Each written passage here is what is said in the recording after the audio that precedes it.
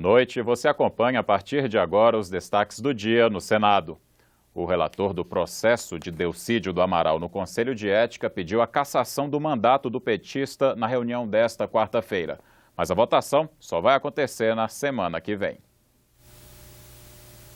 Em face do exposto e dos elementos que apontam para indícios da prática contrários à ética e ao decoro parlamentar, voto pela admissibilidade da presente representação.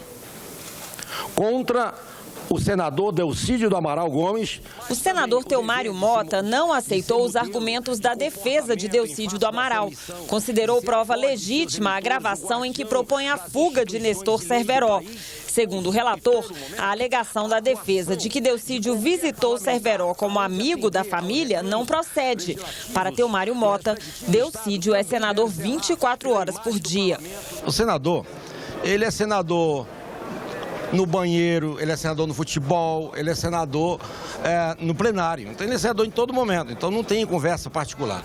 A votação do relatório ficou para quarta-feira que vem, 16 de março. É que antes de abrir o Conselho de Ética, os senadores se reuniram a portas fechadas e decidiram cumprir o prazo regimental de votar o parecer em até 5 dias úteis depois que ele foi lido. O ritmo está cumprindo o trâmite previsto na Resolução 20. Cassação do mandato parlamentar pressupõe a garantia da ampla defesa e do contraditório. O Conselho de Ética já recebeu 3 pedidos para que os senadores tenham acesso à suposta delação premiada de Delcídio do Amaral. Mas eles só serão votados se o processo de cassação for aberto. A delação torna inevitável o processo de cassação do mandato. É o nosso entendimento. Por isso que estamos solicitando diretamente ao Supremo Tribunal Federal para que o Senado tenha acesso à delação. O plenário do Senado aprovou a medida provisória sobre a reforma administrativa do governo federal e a diminuição de ministérios vai virar lei. A medida provisória reduz de 39 para 31 o número de ministérios na esplanada. O texto faz parte do pacote de ajuste fiscal do Poder Executivo, que pretende reduzir os gastos públicos em R$200 milhões por ano. É a primeira fase da reforma administrativa proposta pela presidenta Dilma, visando racionalizar e diminuir custos. A segunda fase vai ser a fase de estruturação interna dos ministérios, quando serão extintos a maior parte dos cargos e reestruturado cada ministério nessa segunda fase. A oposição achou pouco. Nós vamos votar a favor, porque, como disse o senador Ferraz, ainda que seja uma reforminha, uma reformicha, alguma coisa é. Antes de começar a votação, o líder do governo apresentou um requerimento para retirar do texto 3 artigos. Eles criavam uma nova carreira de auditores no Ministério do Trabalho. O governo quer sentar-se com a categoria, quer debater, quer discutir temas como atribuições, construção de carreira, remuneração, etc.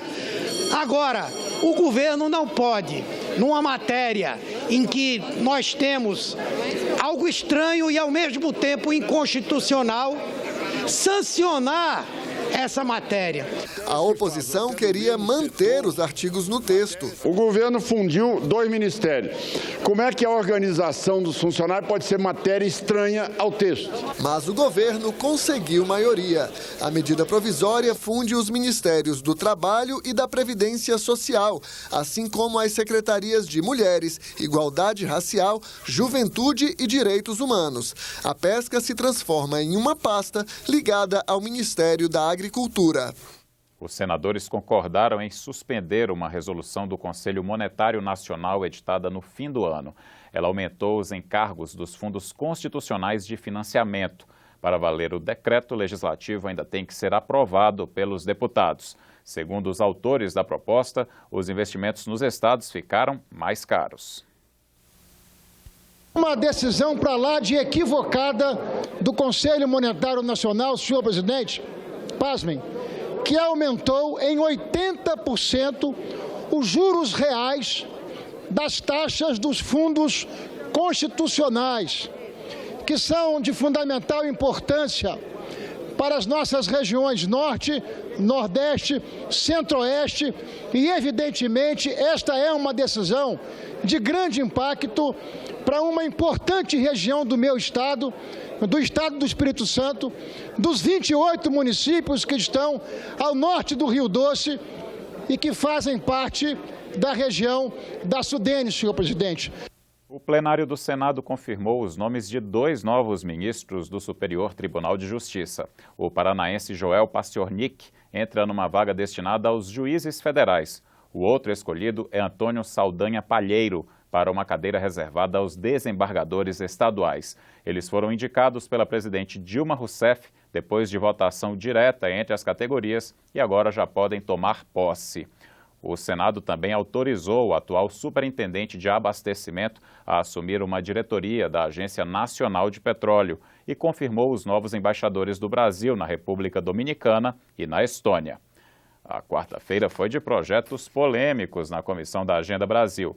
Os senadores analisaram uma proposta que tira do poder público a gestão das prisões e também a regulamentação dos jogos de azar.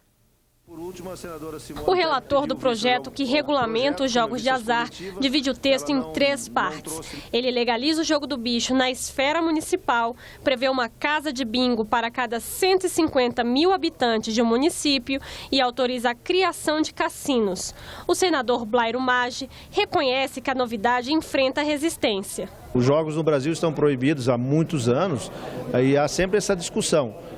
Liberamos ou não liberamos? Eu tenho entendimento de que entre os riscos e os benefícios são maiores que os riscos, né?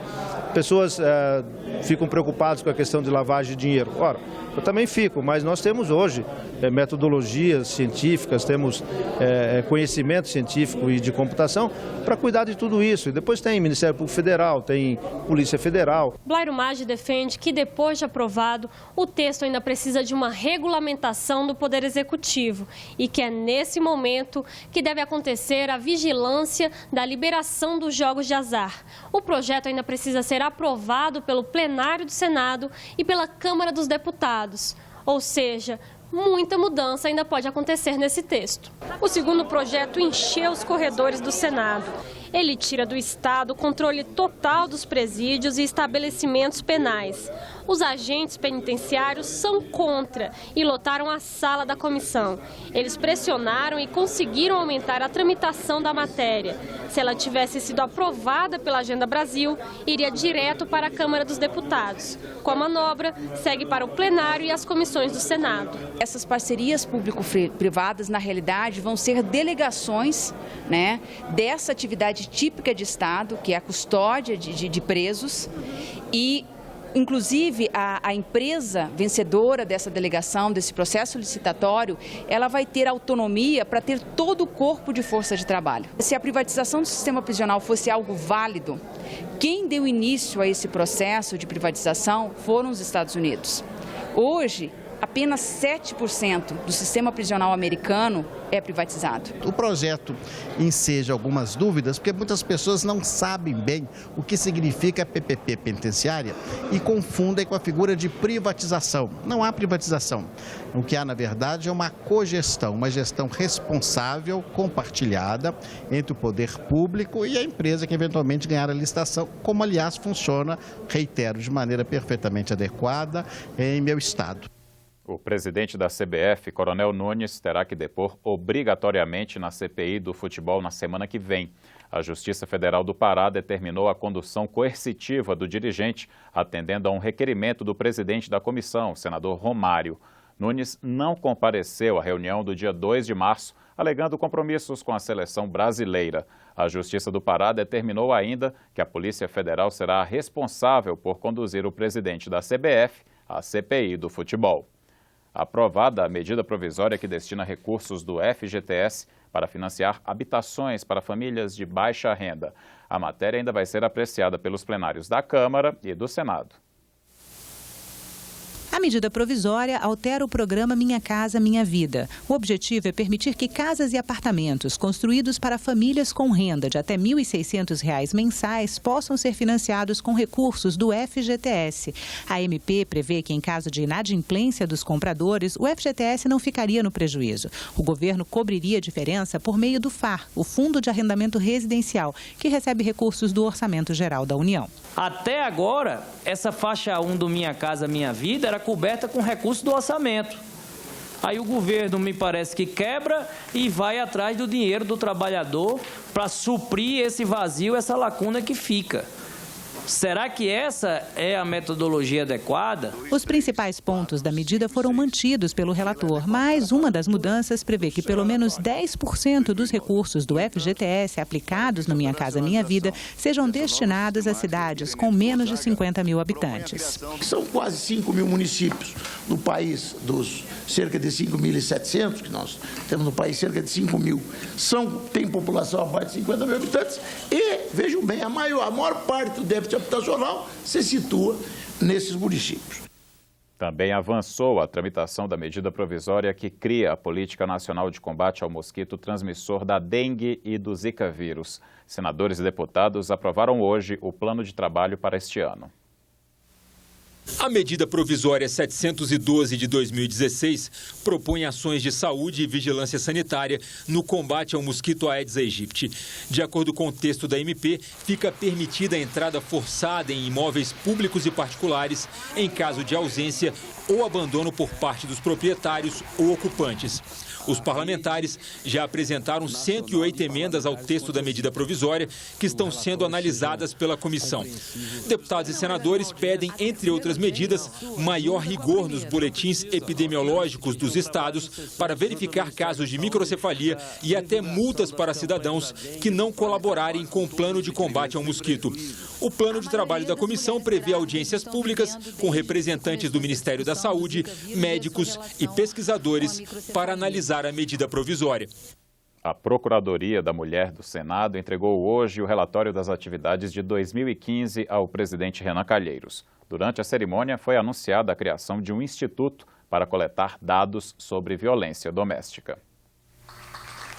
Além de senadoras e senadores, o evento contou com a presença de deputadas federais e também do coordenador de operações do Banco Mundial no Brasil. Nós temos acompanhado isso muito de perto, não somente pelo interesse da parceria que nós temos construído com o Senado e com a Câmara nesses temas de gênero, mas porque temos muito interesse de poder levar essa experiência a muitos outros países do mundo. A procuradora da Mulher do Senado falou da importância do trabalho das parlamentares. Somos poucas e cada vez mais assumimos protagonismos. Aqui na Câmara, aqui no Senado Federal, nós temos várias senadoras que presidem comissões ou estão à frente de órgãos importantes. E eu quero aqui destacar, por exemplo, a senadora Lúcia Vânia, que é a ouvidora do Senado Federal. A presidente da Comissão Mista de Combate à Violência contra a Mulher citou a Lei Maria da Penha e aproveitou para pedir a criação no Senado de um instituto para fazer pesquisas oficiais sobre violência doméstica. Que nós possamos criar aqui no Senado esse banco de dados. O Judiciário tentou e não conseguiu. Em 2008 foi colocado recurso orçamentário para que o Poder Executivo pudesse implementar essa política. O custo para o Executivo é muito grande. Para nós pode sair de graça. Nós vamos sim transformar o Data Senado em um instituto e vamos transformar esse instituto em observatório da mulher, para que a gente possa, do ponto de vista do Senado, observar o que acontece neste campo que tanto nos preocupa e nos envergonha em todo o Brasil. Implantar a educação integral nas escolas de todo o país. Sonho antigo de especialistas que vai se concretizar caso um projeto em análise no Senado se torne lei. Mas a escassez de recursos pode comprometer a adoção do modelo. O ensino escolar em 2 turnos foi debatido pela Comissão de Educação nesta quarta-feira. A audiência pública na Comissão de Educação debateu o projeto de lei que determina o aumento da carga horária mínima de 800 para 1.400 horas letivas por ano. Até 2024, todo o ensino fundamental do país deveria aderir à escola em tempo integral. O autor do projeto, o ex-senador Wilson de Matos, acredita que esse modelo de escola é fundamental para o desenvolvimento do país. Eu conheço escolas em 35 países e eu não vi nenhum país desenvolvido com escola de tempo parcial. E não tem programa social que supere uma escola de qualidade para todos. O secretário municipal de Palmas, no Tocantins, disse que o modelo de escola em tempo integral foi adotado na cidade em 2005 e atendeu 70% dos estudantes da educação básica da rede pública no ano passado. Danilo de Melo Souza acredita que a boa gestão de recursos em educação de Palmas foi fundamental para o bom desempenho dos alunos nas avaliações nacionais. É como se numa corrida nós entramos com um velocípede e lá na frente você tem uma pessoa com um carro de Fórmula 1. Não podemos ficar esperando que as condições ideais aconteçam. Elas não acontecerão. Cada um de nós deve fazer o seu esforço e, volto a dizer, temos que estudar custos para poder implementar a educação integral para todos. É possível fazer. Houve consenso entre os palestrantes sobre a necessidade de adoção da escola em tempo integral e também sobre a dificuldade de viabilizar economicamente a proposta. Falta dinheiro para a educação.